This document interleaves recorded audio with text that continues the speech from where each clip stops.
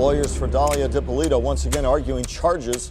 New details tonight in the Dalia Dippolito case. The judge made several rulings late. Has found Dalia Dippolito guilty. Dalia Dippolito is now facing charges of his own. There's no changing. No, there's no, like, I'm determined already. I'm positive, like, 5. I'm Sergeant Ramsey. I'm the one that called you. Thank you for coming. I'm sorry to call you. Listen, we had a report of a disturbance at your house, and there were shots fired. Is your husband Michael? Okay, I'm sorry to tell you, man. He's been killed. He's been killed. Zleciła zabicie męża podstawionemu tajniakowi. Urządzili prowokację i nagrali jej reakcję na śmierć małżonka. Media w USA przez długi okres relacjonowały nagranie, ujawniając jeden zwrot akcji po drugim. Główną bohaterką jest 38-letnia Dalia Dippolito, zwyczajna mieszkanka Florydy w USA. O jej mrocznym obliczu przekonał się jej mąż i to zaledwie 6 miesięcy po ich ślubie. Nigdy by się nie spodziewał, że ukochana kobieta za plecami planuje jego śmierć. Dalia Dippolito miała normalne dzieciństwo. Jako mała dziewczynka uczęszczała do szkoły katolickiej, a następnie poszła do liceum. W późniejszych latach zdobyła licencję pośrednika nieruchomości. W 2008 roku poznała starszego o 12 lat Michaela. Od razu się w sobie zakochali i stanęli na ślubnym kobiercu. Historia pary mogłaby skończyć się szczęśliwie, gdyby w głowie 27-letniej kobiety nie zrodził się diaboliczny plan.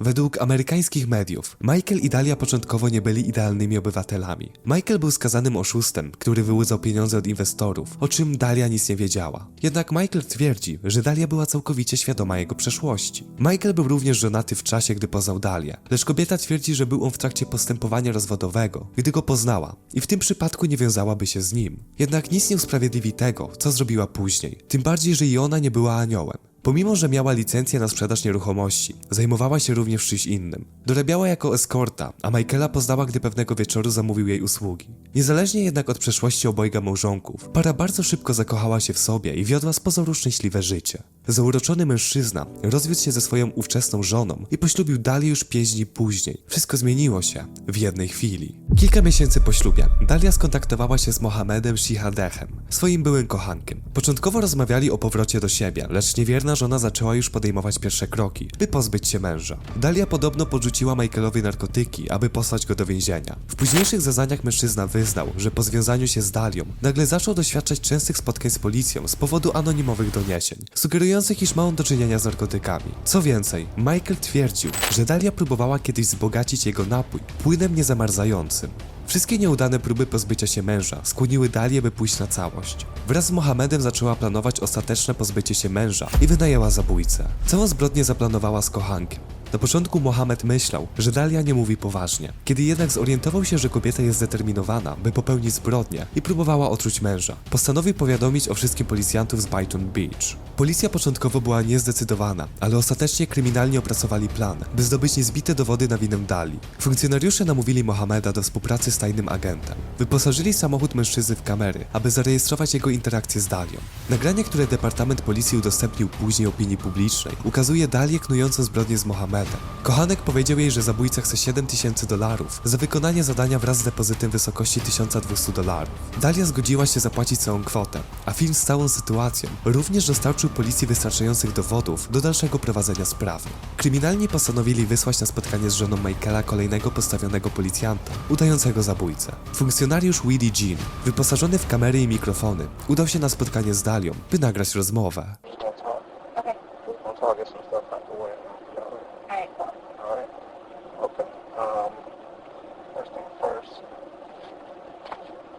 Filmy wideo z tego spotkania są dowodem na to, iż Dalia zgodziła się zatrudnić go jako zabójcę do zamordowania jej męża. Odgrywając swoją rolę, policjant opisał, w jaki sposób planuje dokonać zbrodni. Postanowił upozorować włamanie i dwukrotnie strzelić do Michaela. Poprosił nawet o kaucję. Na filmie widać, jak Dalia bez mrugnięcia okiem przekazała mu gotówkę. Aby upewnić się, że Dalia rzeczywiście planowała zamordować swojego męża i uzyskać ostateczny dowód, policja zapytał ją, czy zamierza zmienić swoją decyzję, ponieważ po wykonaniu zlecenia nie będzie już odwrotu. W tym momencie padły słowa Dalii, które stały się niezbitym dowodem na jej zbrodnicze zamiary. Kobieta powiedziała, że jest na 5000% pewna i chce zabić swojego męża. There's no changing. No, there's no, like, I'm determined already. I'm positive, like, 5,000% sure, like, I was stressing and, like...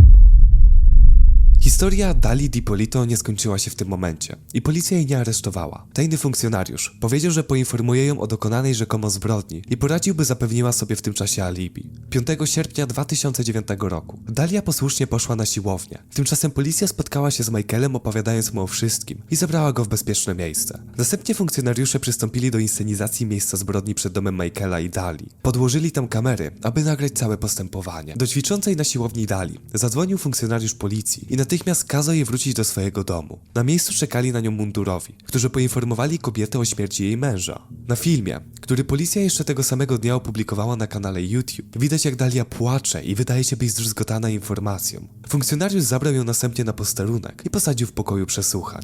We have to do with this, that you're the wife. We got to advise you of your rights, so you know, okay? If you don't understand any of them, you just tell me, and I'll stop and repeat. And first of all, let me just tell you, I'm sorry for your loss. I just want to see my husband, please. All right, honey. I love my husband, I really love you, see him. No, you don't want to see him. I just want to see him. Believe me, you don't. Could you listen, please? I'm required to warn you before you make any statement that you have the following constitutional rights. And as I say, this is protocol. If you don't understand them, tell me you don't understand them, I'll explain them to you, okay? You have the right to remain silent and not answer any questions. You understand that? Just answer, you have to answer me. I understand. Just say yes. Yes. Any statement you make must be freely and voluntarily given. Do you understand that? If you have the right to the presence and representation of the lawyer of your choice where you make any statement during any question. You understand that? Yes. If you cannot afford a lawyer, you are entitled to the presence and representation of a court-appointed lawyer where you make any statement during any questions. Do you understand that? Yes. If at any time during the interview you do not wish to answer any questions, I'm privileged to remain silent. Do you understand that? I can make no threats or promises to induce you to make a statement. This must be of your own free will. Do you understand that? Any statement can be, will be used against you in a court of law. Do you understand that? I'm going to ask you to sign it and date it, and I'll have Detective Anderson as a witness, okay? Sign where the X is, please. I'll go ahead and date it, Dalia. Okay, it's, the time on it. Okay, this is something, because we're going to videotape, that I need you to sign also. It gives us the right to videotape it. You want to read that? I don't want to be videotaped. Well, you're being videotaped. That's all part of it.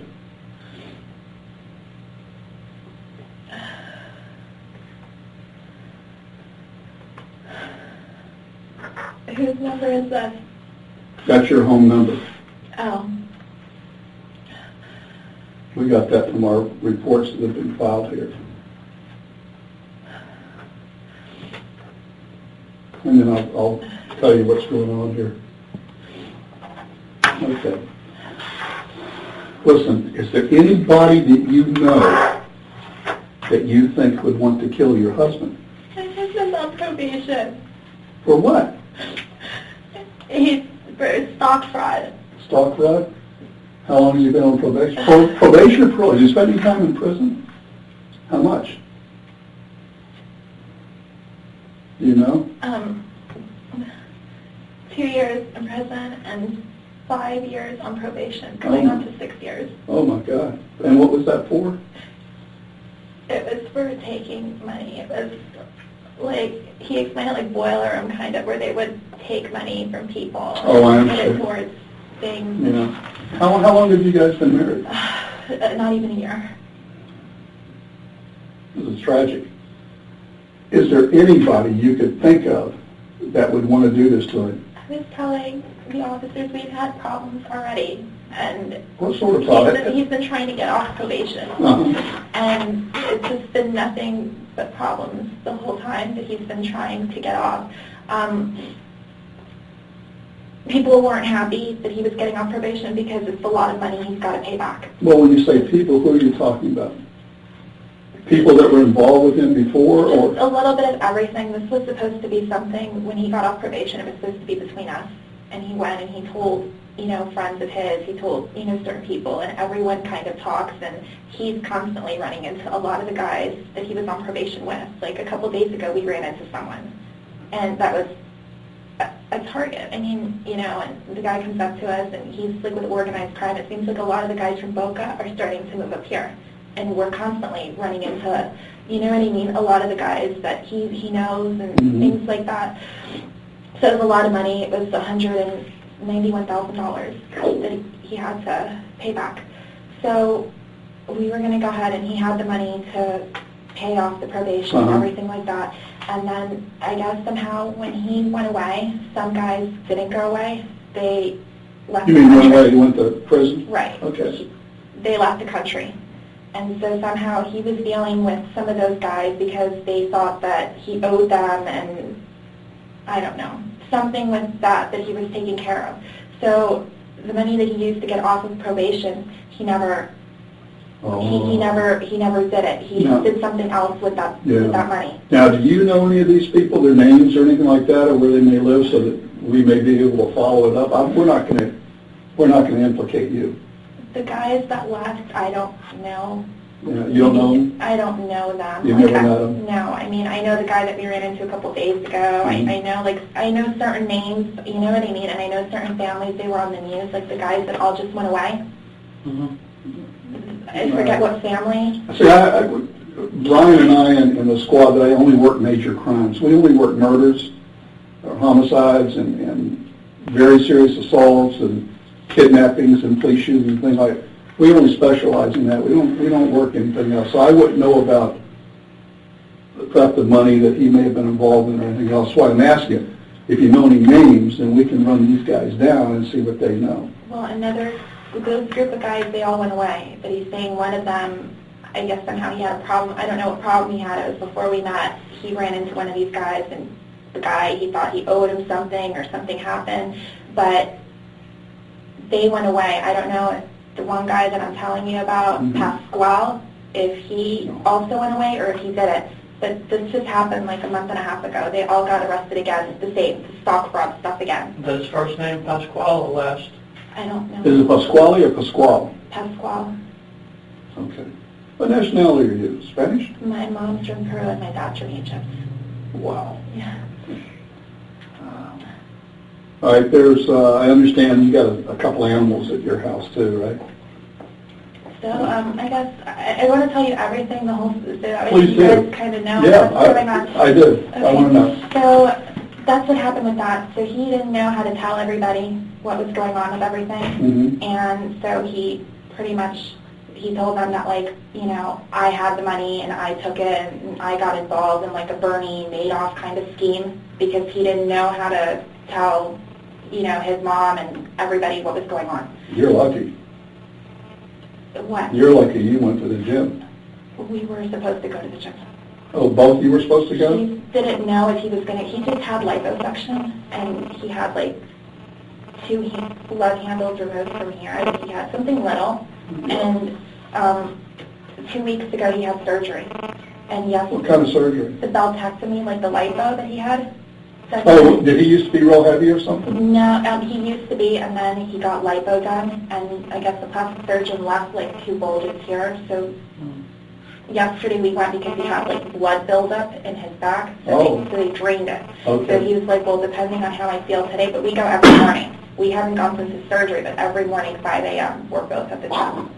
Yeah. You got a lot of, that's better than me. I wish I could go, obviously. Well, you know, he's very, he used to be a drug addict, and... What was his drug of choice? Crack. Crack? Yeah, that'll do it to you. And he's recovering alcoholic, and so with him it's very important to be like on a schedule and you know what I mean, like have a system and very organized with everything. And let's get back to his death. I don't know if you know, he was shot. He was shot twice, and I want you to know all this. Do you know this? Did they tell you out there?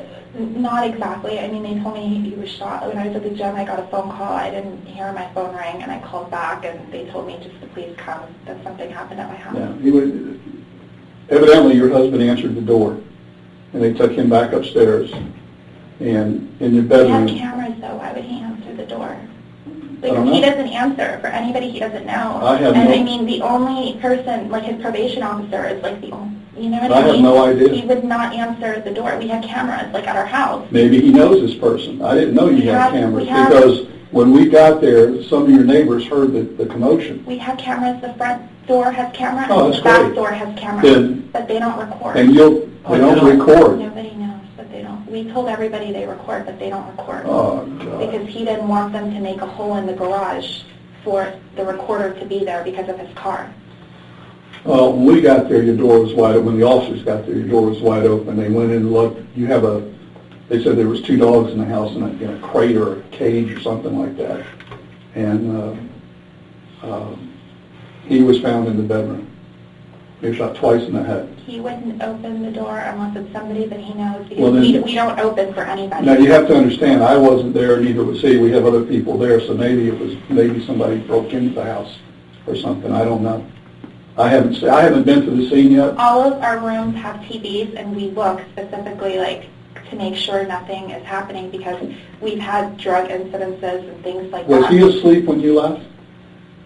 No, because we said sort of, but not really because of his back. He was just kind of like, Laying there? he was just laying there, and he set the alarm, you know.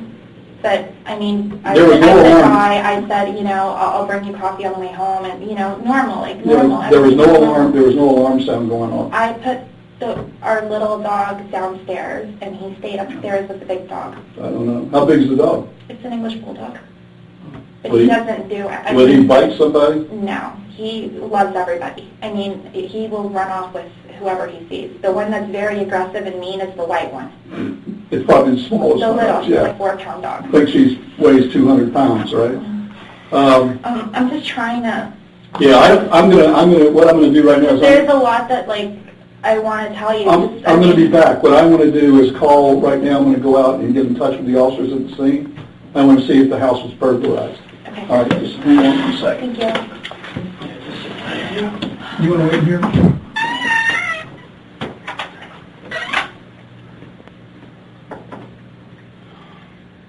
Can you close the door, please?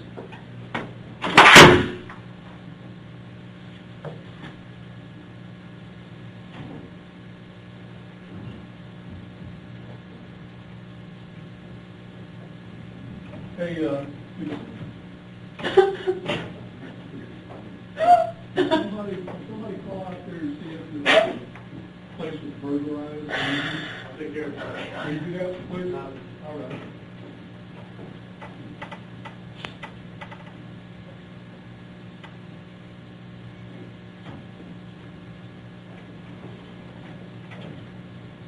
Hey, will you let me know if,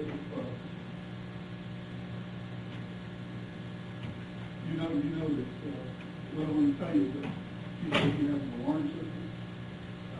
We're going to have cameras that are better recorded. I want you to find out if the house is broken into from the front, back, or how it was. But she says that her husband would not let anybody in that house. And neither would she, okay? Thanks, man, I appreciate it.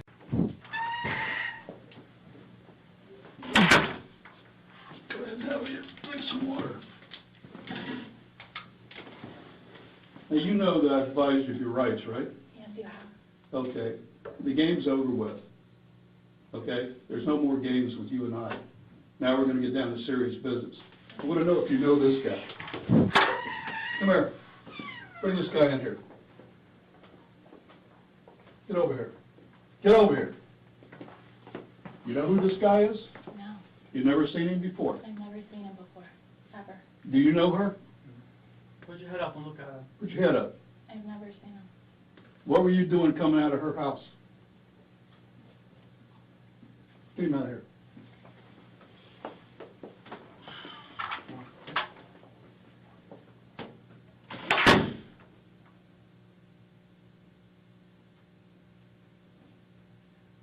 You're going to jail today for solicitation of murder. You're under arrest. That's an undercover police officer. We filmed everything that you did, recorded everything that you did. You're going to jail for solicitation of first-degree murder of your husband. I didn't do anything. Did you hear what I just told you? I heard what you said, but I didn't do Everything, anything. listen to me. Everything has been recorded. You were photographed in the convertible when you sat in his car in the front of CVS. What do you want to do? What do you want to do here, I didn't do Dalia? anything. Listen to I me. didn't do anything. You're going to I jail. didn't do anything, please. I didn't do anything. Tell me you didn't do anything. I didn't do anything. You're going to jail today. As soon as I'm done, they're going to come in here and handcuff you and take you to the Palm Beach County Jail, book you for solicitation of first-degree murder on your husband. Your husband, you think I made that up? It's exactly what's going to happen. I'm talking with you. When I leave this room, no other officer will ever talk to you again. The next time we see you is when you're in trial. Now, you can make it right here, or you're going to trial, and you're going to do life in prison. You want to cooperate with us, whatever you want to do. It's over and done once I walk out. I'm not coming back in to talk to you. And no one else is either. What do you want to do before I leave here? Because the next officer comes here, going to handcuff you and take you to the I'd jail. like to see my husband, please. No, he doesn't want to see you. He doesn't want to see you. I'm leaving now. Can I have an officer come in here and cuff the person? I don't know what's going on, please. We'll go ahead and arrest her for solicitation of first-degree murder. I don't understand what's happening, please. Can you folks stand up? Stand up, please. Oh my God.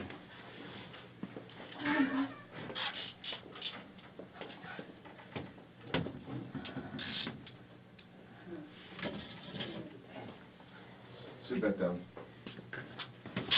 Here, stay right here. You can stay right there. Oh my God. He's alive. Come here, please. Come here.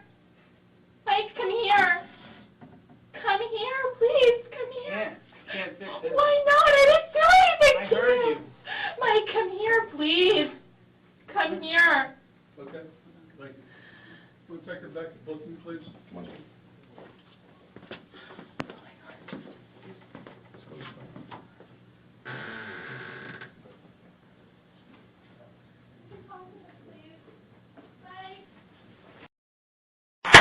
First name is Dalia. Is that how you pronounce it, Dalia?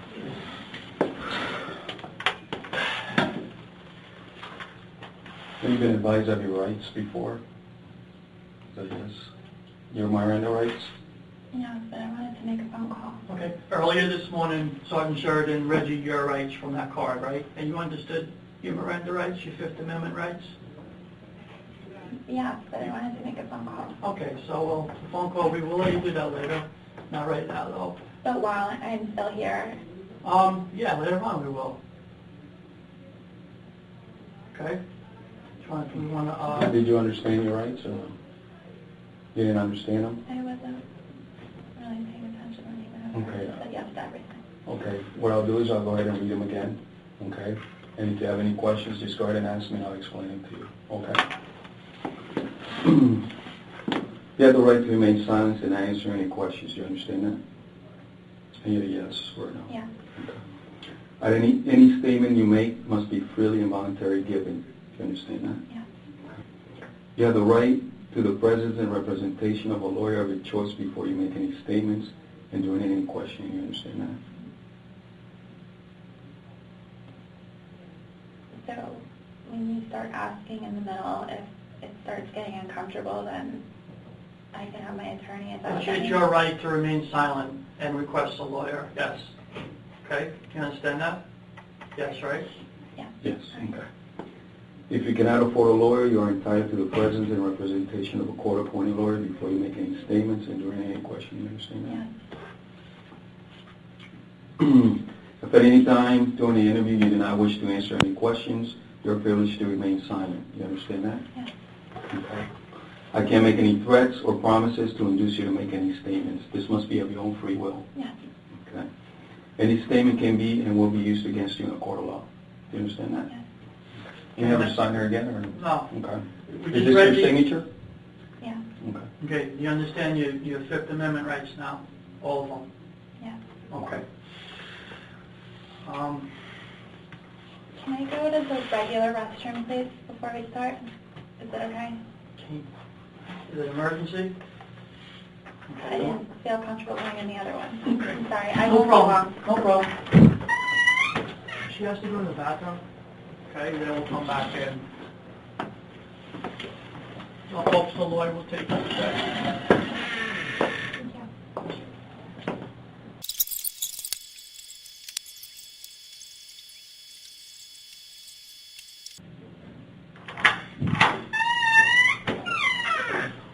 Thank you. You're welcome.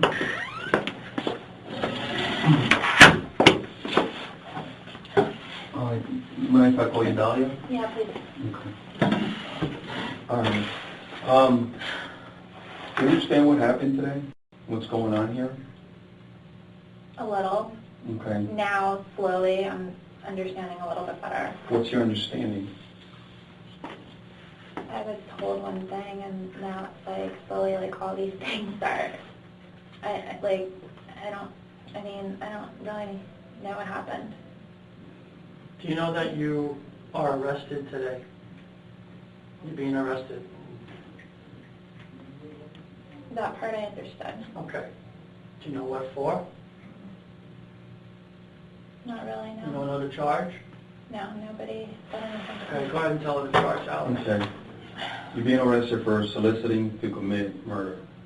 Okay, which that means is you attempted to hire someone to kill somebody else, meaning your husband. Okay? And that's why you're here, and that's what you're getting charged with. Okay, no. You don't understand, or? No, I never did that. Okay, but that's what you're being charged with, Okay. and we have plenty of evidence to back it up. Okay? So, with your rights in mind, we want to give you an opportunity to do some soul searching maybe, and maybe get a lot off your chest and tell us the truth. That's what we want to hear. I mean, this has been worked for a couple of days now. It's not just the first day we're doing this, reference to this case, and we have a lot of information to support our charge. It's just not a quick little thing. So, you know, we're going to know when you're lying to us and all that. We just want to hear the truth. I mean, it's done. It's over with now, you know, and this is your opportunity to tell us the truth. That's all we want to hear, and we know the truth. So, I know it's hard to commit to that, but now's your time, you know. Do you have anything to say about this? I'm going to talk to my husband. Okay, well, you can't talk to your husband. He's not here right now. Let him go home. He's taking care of the house and the dogs, so obviously your husband's alive. You saw him, right? I saw him. I'd like to talk to him. Okay, and did you see that black officer that was here I saw in handcuffs? Well, he's an officer. Okay, so does it get any clearer than that? I mean, you know, I know it's hard, but You know, people make mistakes sometimes, you know. The good thing about this whole thing is that nobody got killed, all right? The gentleman that walked in the room, he said it's an officer, all right? This is not the first day we've been working this, all right? It's an ongoing investigation where we have you talking to this guy. We've listened to every conversation you had, all right? So now it's either, you know, tell the truth and do the right thing. That's, you know, that's if you want to reach inside you and you know, but we make mistakes. You know, everybody makes mistakes. A tragedy was prevented today. You could look at it that way, you know. That's simple. a big tragedy. I mean, someone's life. So everything's on tape, Dalia. There's no denying it. You know, everything's on tape, and it's not a bluff. So all the conversations, and there's some video too. So.